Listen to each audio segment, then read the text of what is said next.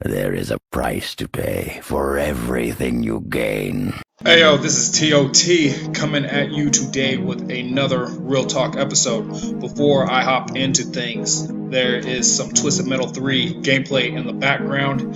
This is personally my favorite installment in the series. I also like Twisted Metal 2 and Twisted Metal Black quite a bit, but those games were just way too hard for my taste. Twisted Metal 4 didn't care for that game as much, at least from a gameplay aspect, because it was just too easy for me. Today, I'm going to be covering 3 different topics. These are my most anticipated games of 2016, so I think it's going to be a good year for gaming. There's a lot of good things that are going to be coming out. The PlayStation 4 greatness awaits is finally going to be getting realized finally after these years, and I think a lot of people are looking forward to this year. I know I definitely am. The first topic is going to be Tekken 7. Oh my gosh, at that Faded Retribution trailer though, man. And Nina Williams coming up in that wedding dress looking like a damn boss with the guns. I'm just like, yes! Like, that wedding dress really just put the nail in the coffin with Nina being wifey material. Like, that, like, it's done. Like, it's a wrap, man. Like, you can't argue against it anymore. Like, this confirms that Nina is wife material, despite the guns and her being an assassin. But you know what? It's cool. I actually like most of the new defaults for Tekken 7. A lot of them are just dope as hell. I am very glad that Harada finally took out the time to make new character defaults. I know that was a very valid complaint from a lot of people in the Tekken 7 community. So we finally got new defaults after having to deal with a lot of the same ones since Tekken 5. The only new character default that I'm not feeling is harangues. Like, when I looked at harangues, I'm just like, what? I mean, for starters, Harangue has black hair here, and he has never had black hair. He's never had black hair. And he has this eye patch and this cape-looking thing. And so I'm very confused as to why this design choice was chosen for Harangue as far as a new default. But other than that, I love everybody else's. I like Brian Fury's, for example, with that kind of like that skull mask that he's got going on. I really like Lin Zhao Yu's. Hers is definitely a lot more mature for her age, because a lot of the previous ones have kind of seemed to be a little bit more on the teen side. I think that's a good way to put it, and I think this one kind of shows maturity a little bit more. I think it's a little bit more elegant and cool for her, but that's just what I'm thinking. Now, there might be some speculation and then some people worrying about the release date for Tekken 7, and there may be some people out there that's thinking, well, this isn't going to be a 2016 title. I do believe this game is going to be a late 2016 title. I looked up the release dates for Tekken 6 and Tekken Tag Tournament 2 as far as the West is concerned, and I noticed that between those two games, the release date window was either like the late summer or sometime during the fall. So I'm personally speculating that Tekken 6 is probably going to be either a late summer or a fall title. I'm personally thinking fall, but we'll see what happens, because Tekken 7 has already been out on arcades for a good amount of time, and I know the Faded Retribution version should be out on arcades now, if it hasn't already. And I do believe that once Tekken 7 comes to consoles, PlayStation 4 in particular, there should be some exclusive content for PlayStation 4 that I guess other versions aren't going to be getting. So I'm like, hey, I'm cool with that. I know a lot of people are probably looking forward to this, probably now more than ever, especially since Capcom dropped the ball with Street Fighter 5. Capcom! You blew it! You had it! How in the world are you all going to release the 5th numbered installment? That's like a number, not like an ultra ultimate whatever, but a solid Street Fighter number, and you're not going to incorporate a story mode. And I know you all are going to be incorporating that in a couple of months, but why couldn't this have been a day one thing? This is common sense. Come on, guys. This is so fucking sad. Sad. That's all I want to say about Street Fighter V before I go into a rant about it. I feel bad for everybody that was very looking forward to the title that just ended up being disappointed. I feel bad for you guys. I really do.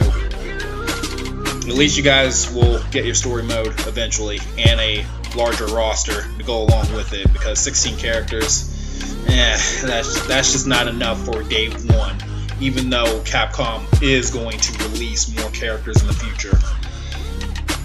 I know Harada, in relation to Tekken 7, has not released any black characters yet, and I know there are going to be some black character additions.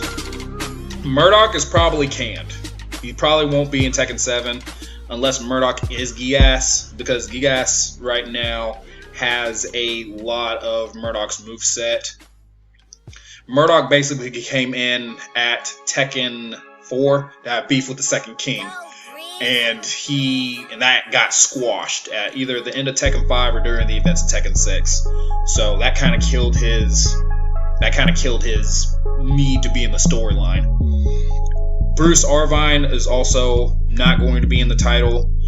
There is a new character named Josie that pretty much replaced him, whom incorporates has a lot of Bruce's moveset, but also has a couple of new moves as well. And I can understand why Bruce isn't in the story. He mainly was in past titles from a story aspect for badassery. So he didn't serve a major focal importance, but that was why he was mainly there. I personally don't have a problem with that, but I do know that Harada is trying to make Tekken 7 a much more serious story, and I guess he just didn't see Bruce to fit in. I just hope that Josie brings something to the table, meaningful, story related, to justify the switch, because otherwise I think that's just going to make some people more ticked off as far as the Bruce not making it. Regardless, a lot of people are going to miss Bruce in the Tekken community with Tekken 7, so maybe we'll get to see him in Tekken Tag Tournament 3 if there is one, and I guess people are just going to have to keep their fingers crossed on that. Raven, I do believe, is going to be in Tekken 7. Since Tekken 7 is the ending, the coup de grace, the finale to the Mishima storyline, and Raven has been directly tied into them, I guess through whatever organization that he's working for, I'm pretty sure Raven will make it in this title, especially with his fighting style being like this ninjutsu style. I do believe he'll be in the title. Lastly but not least, Eddie Gordo and Christy Montero. Neither one of these characters have been confirmed for Tekken 7 yet, and I would be highly, highly shocked if neither one of these characters end up making it, especially Eddie Gordo. I remember at the end of Tekken 6 with his ending, and I don't recall if this was the same ending for Christy, but I know with Eddie's ending, he was pretty pissed off.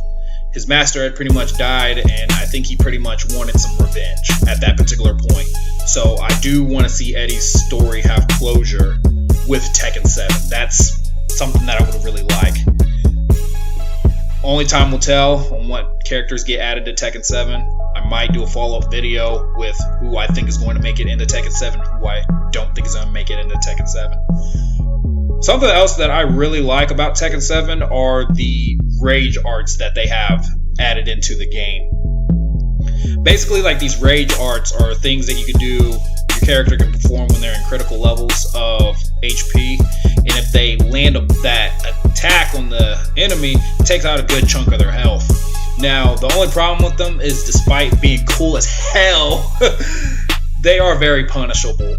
So you kind of have to use them with caution, but I'm not going to lie, the animations though are fucking badass. Devil Gens is personally one of my favorites as far as the rage arts goes. And then there's also the rage attacks, which those look like those can be used at different time periods. You don't have to be in critical HP to use those. And it seems like if the opponent guards those, that opens them up to get hit with something temporarily. So you'll have a few seconds maybe to get in a light combo or something. The bound still exists in Tekken 7, but it has been cut back significantly.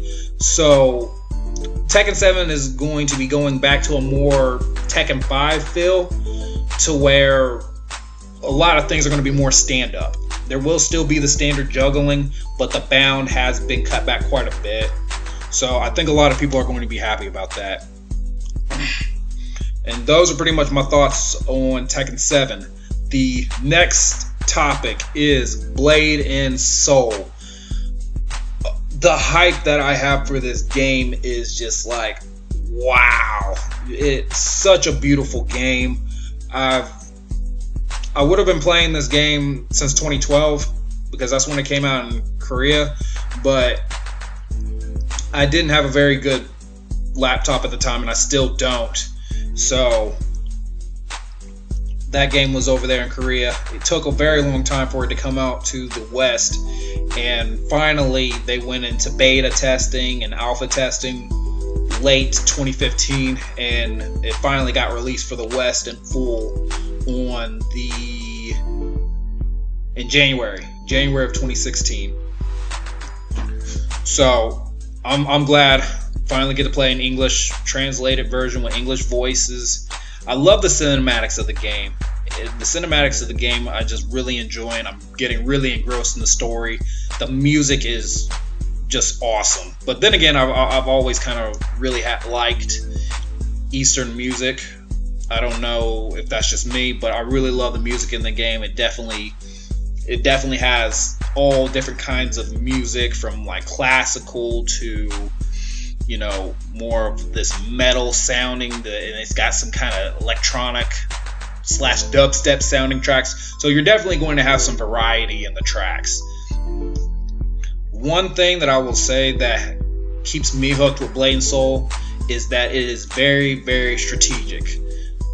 In regards to PvE, you normally have to watch what you're doing, because even if you do have the gear, if you don't know the enemy attack animations and you take too many hits, you're going to die.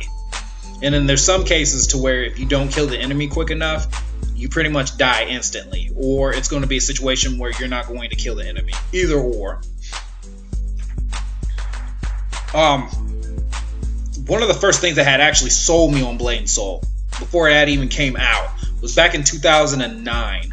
There was this trailer that I had watched, and it was in the video there was a Gong Kung Fu Master. Now during the trailer, the Gong Kung Fu Master ended up fighting this Blade Master, and he took that Blade Master down to the ground and just started pounding his face in. And I knew at that moment that PC wise, this was going to be the game for me. I knew that no other PC game was going to matter to me. Like, this was it. Like, this was it for me. Now, in regards to the actual game contents, as far as in PvE, there is going to be a level 50 patch released here fairly soon, if it hasn't already been released, with the time of me releasing this video. And so we'll get more. So we'll be able to progress in the story a little bit more. PvP, there's two different kinds of PvP. There is open world PvP, and then there's arena PvP. Open world PvP is gear based, and there are some dailies that are in the game that are tied in with killing other players. And there is arena PvP, which is almost completely balanced. The only thing that's not balanced about it is if, let's say you go into the arena and you're a level 40 and you're fighting a level 45, you should get the stats of a level 45, but you won't get like the stat, you won't get the skill points that a level 45 has, nor access to any skills that you would learn at a certain level on your way to 45. So that's how it's pretty much balanced there. It doesn't matter what weapon you're using, doesn't matter what kind of gear you're using, as long as you have some type of weapon on, you'll be able to attack and whatnot. Arena is all skill. In an arena, there's 1 versus 1 or 3 versus 3. I know over in the eastern part of the world, it's played fairly seriously as an kind of like an esports level, and I've watched some of the matches, and they're a blast to watch. They are really a blast to watch. Something that's in the game that's very important to your success in PvP or PvE are these things called iframes. The full term is called invisible frames. They're basically these movements or skills that allow your character to be immune to damage for a certain amount of time. And in most cases, it'll also give you resistance to certain debuffs as well. Those are very important to master if you plan on being good at PvE and PvP. Other than that, there are a lot of costumes in the game. Lots and lots of costumes. There's no mounts, but there are a lot of costumes. Some costumes you can buy out of the cash shop. Some costumes you can grind for in the game. And some costumes you get automatically through completing certain quests. Your main methods of leveling in this game are going to be through your dailies and through the means of you completing dailies. So that's going to be your go-to for XP. The only 2 complaints that I have about Blade and Soul is that there are bots. They are in the lower tiers of PvP in the arena, but I think once you get up to Platinum and Diamond, unless those are 2 different terms, once you get up to the higher ranks in the arena, you shouldn't run into them anymore. I think they're mainly in the lower tiers. And every now and then you'll run into a whole lot of them that are farming a particular boss. But other than that, they're not really just like you see them all the time. So there's just certain areas where they're really, really bad. And other than that, the only other issue is the optimization. This is actually the biggest issue with Blade and Soul is the poor optimization. You could have a beast PC and it may still struggle to run Blade and Soul. So we're hopefully going to be getting an optimization patch at some time in the future. I do believe there are some other regions that have already gotten one, but I don't know how long it's going to take for the North America and European side to get that release. Hopefully it is soon though. And those are my thoughts on Blade and Soul. Lots of cosmetic costumes that look really badass. A lot of them just aren't for me, but a lot of cool costumes.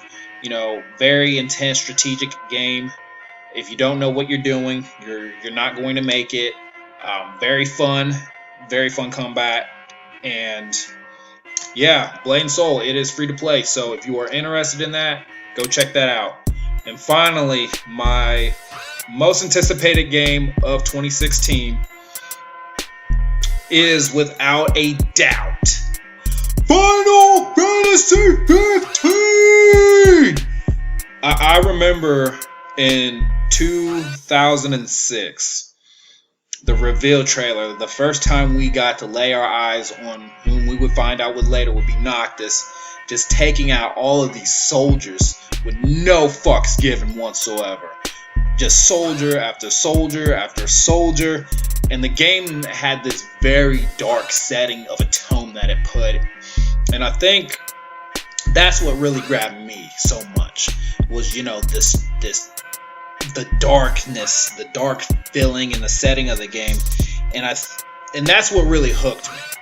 Now, Final Fantasy Versus 13, which is now Final Fantasy 15 at this point, has gone through a lot of development hell.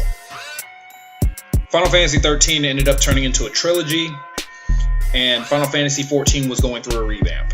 So I think Final Fantasy 15 got put on the back burner for quite some time. I know Nomura was working very hard on Final Fantasy 15, him and the rest of the development team. But there wasn't a whole lot of progress being made. And I do believe in like 2014 or 2015, it was one of those 2 years, Tabata completely took over the project as head lead.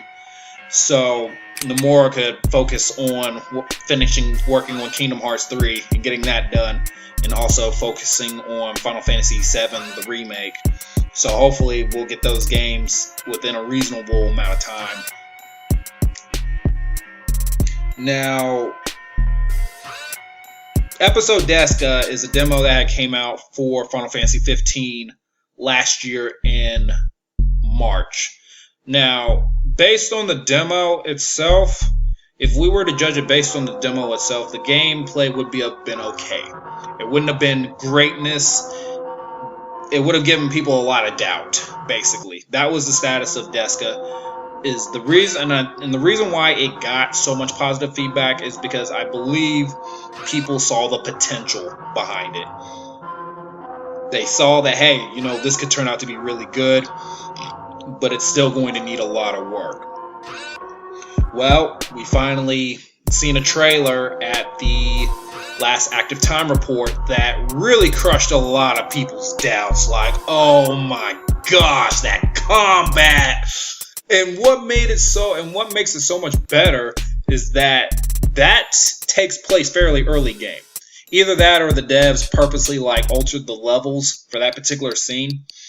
But if that's actually true levels of the enemies and whatnot, this takes place fairly early in the game. And I'm just like, I was even in a live stream with some of the people from the official Final Fantasy 15 forum. Shout out to all those guys and ladies that got to be there with me, that took part of that with me. Man, we were freaking living. We were losing our damn minds. The hype, man. Magnificent! That's all I can really say about the combat from that trailer. My gosh. Oh. And we also got to see Arena Highwind in that trailer, whom we hadn't gotten to see since the game was still titled Final Fantasy Versus 13. So, really big treat to get to see her again. I am personally looking forward to Final Fantasy 15. This game is going to highly focus on having a very realistic themes and focus on bonds. I can't wait to experience the bromance with the Choco Bros and taking this adventure through the Regala, which is the name of the car in the storyline. Apparently the car is going to have a great significance in the storyline, and I guess we'll find out as time goes by why it ends up being so significant. Now, Final Fantasy 15 is going to be having some DLC content released after the initial release. Now, some people might... Now, if you're thinking, oh man, they're going to cut off parts of the story and sell it to us as DLC, I personally don't think that's going to happen. Dan Sato, an important communications representative of Square Enix for a lot of the different social media sites, basically had this message pretty much saying that from a story aspect, Final Fantasy 15 is going to be complete day one. And I am very, very, very happy about that. In general, Final Fantasy 15 is going to be a huge title, a very controversial title. It is an action RPG, and this is the first one that's in the mainline series. And it's also coming after a trilogy that has had very mixed feedback. So, I think that's also going to be very, very important with Final Fantasy 15. It's going to have this very dark story. I think it is going to be turning a lot of heads. I think Final Fantasy 15 is truly going to be a great Final Fantasy game as long as it's optimized properly. I do believe the story is going to be very appealing for a lot of people. It used to be directly tied in with the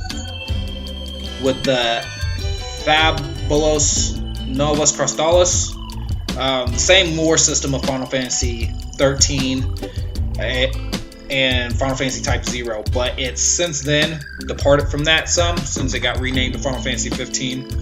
So it should now only have references references to that lore, and it won't be getting pushed as hard. And besides that, man, that's all I really have to say about Final Fantasy 15. Sorry this video ran longer than what it normally does. If you've watched all of this, I just want to say thank you for watching, thank you for listening, and you all be safe out there. Deuces! Let the rage of Sparta fuel your blade. I should've saw the signs, I was blinded. Criminal minds of a young black brother doing time. So many brothers framed in this dirty game. It's a shame, so much pressure on my brain. Why she blame me? Secrets in the dark, only her and I know. Now I'm sitting in the state pen, doing time slow. Cause she made a bad decision that got me living just like an animal. I'm caged up in state prison. My niggas listen cause hell had no fury like a woman scorn. A cemetery full of motherfuckers not known.